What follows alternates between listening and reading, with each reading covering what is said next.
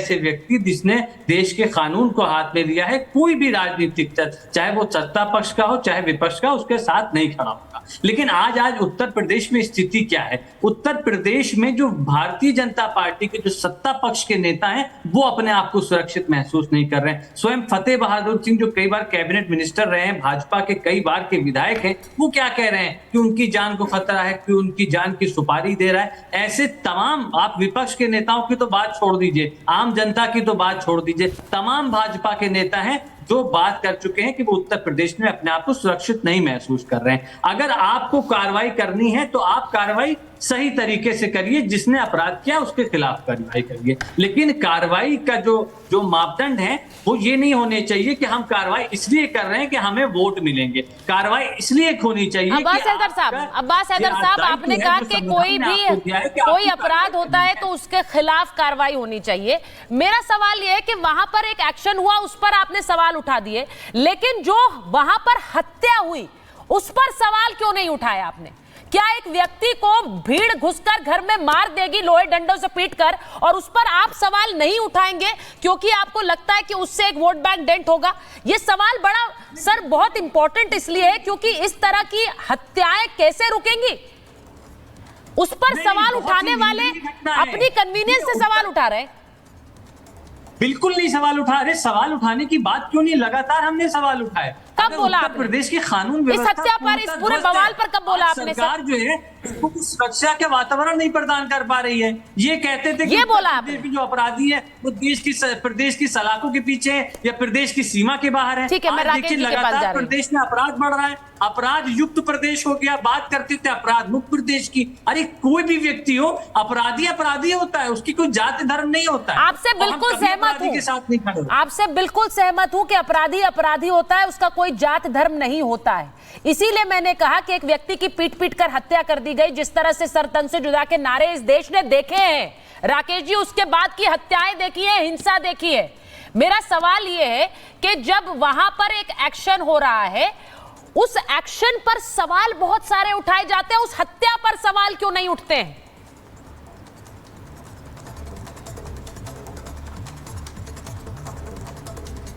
राकेश जी को आवाज आ रही है?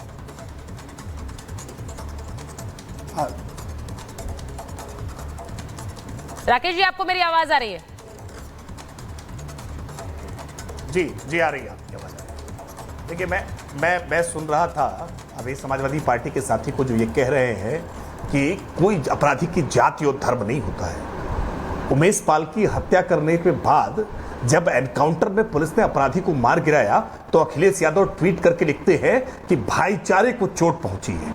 अतीक अहमद के एनकाउंटर में मारे जाने के बाद अतीक अहमद का जो अपराधियों ने वहां हत्या की और उसके बाद पुलिस ने उनको गिरफ्तार किया, उस पूरे मामले को लेकर के अखिलेश यादव की प्रतिक्रिया भी देश ने देखी है कि अखिलेश यादव ने किस प्रकार की प्रतिक्रिया दी है। और आज अखिलेश यादव ने एक न्यूज चैनल को इंटरव्यू देते समय अतीक अहमद की मृत्यु पर बड़ा शोक व्यक्त किया और मुख्तार अंसारी के घर वो फातिहा पढ़ने कैसे गए थे ये भी हमने देखा है। अपराधियों की जाति, उसका पार्टी से जुड़ाव, उसका मजहब आपके लिए कैसे वोट बैंक होता है, हमने अलग अलग अवसरों पर देखा है कि कैसे मुजफ्फरनगर दंगे के आरोपियों को राजकीय विमान में बैठा करके मुख्यमंत्री निवास में चाय और नाश्ते का प्रबंध किया जाता है। ये भी उत्तर प्रदेश से देखा है।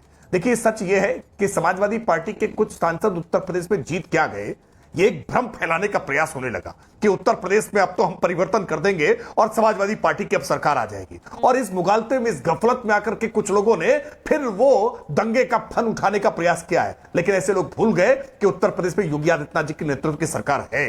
ऐसे फन को हम कुचल देने में किसी प्रकार का कोई संकोच नहीं करेंगे। और इसीलिए बरेली के मामले में गिरफ्तारियां भी हुई हैं और बुलडोजर भी गरजा है। ये बुलडोजर जमींदोज कर देगा ऐसे सभी भावना रखने वाले को जो उत्तर प्रदेश का सांप्रदायिक सौहार्द बिगाड़ने की कोशिश करेंगे। और ये सर तन से जुदा के नारे ये क्यों नहीं मजम्मत करते हैं?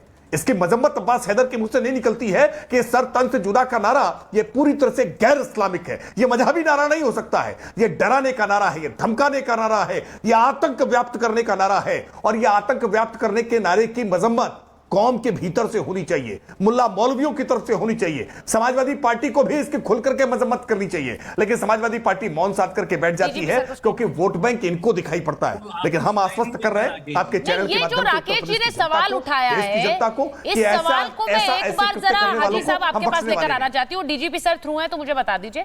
हाजी साहब, मैं आपके पास लेकर आना चाह रही हूँ, यहाँ सूर्य मैथिल जी हैं, जरा स्टूडियो में एक बार प्रेम कुमार जी बात हो जाए, क्योंकि जो बात राकेश जी कह रहे हैं, अगर भीड़ हिंसक है और कोई हिंदू नारे लगाए तो बहुत से हिंदू खड़े हो जाएंगे ये बोलने के लिए कि ये नारा सही नहीं है, और होना भी वही चाहिए।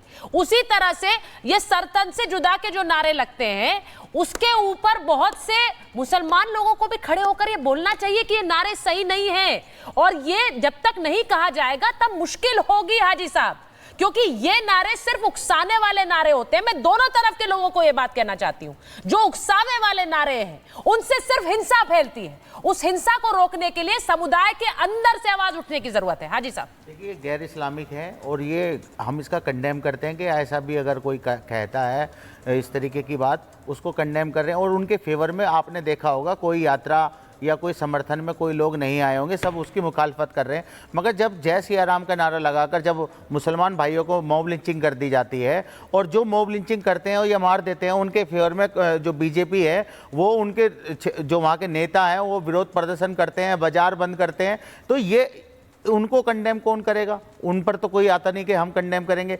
तो ये सारे लोग जो इस तरीके के लोग हैं जो देश में नफरत का जो है बाजार खोलना चाहते हैं। दूसरा मैं कि बुलडोजर की कार्रवाई पे बात करना चाहता था कि बुलडोजर की कार्रवाई, जब मुसलमान अगर कोई अपराध कर देता है तो उसके खिलाफ तो बुलडोजर की कार्रवाई हो जाती है, मगर जब कोई हिंदू होता है और वो गलत काम करता है, मॉब लिंचिंग करता है या किसी को जय सिया राम नारे बुलवाता है और मार देता है, उसके खिलाफ क्यों बुलडोजर की कार्रवाई नहीं होती? नहीं, नारा डलवाकर कब मारा है? नहीं, मैं बता देता ये नारा बुलवाकर कब मारा, जरा घटना बताइए। लोगों को मारा गया? नहीं, नारा बुलवाकर कब मारा गया? किसी नहीं, आपने कहा कि ये नारा बुलवाकर मारा गया। देखिए, मैं आपसे सिर्फ ये कह रही हूँ कि फैक्ट्स पे बात करते हैं। ऐसे बहुत लोगों को मारा गया, ये हो गया, ऐसे नहीं होता है। हमने सरतन से जुदा के बाद की हिंसा देखी। जब मैं बात करती हूँ, जब हम अमरावती की बात कर रहे हैं, उदयपुर की बात कर रहे हैं, तो हमें ये याद रखना होगा कि ये घटनाएं हुई हैं, इसीलिए बहुत सारी हुई हैं। ये ऐसा कर दिया, मैंने शुरुआत में कहा है, सूर्य मैथिल जी, मैंने शुरुआत में ये बात कही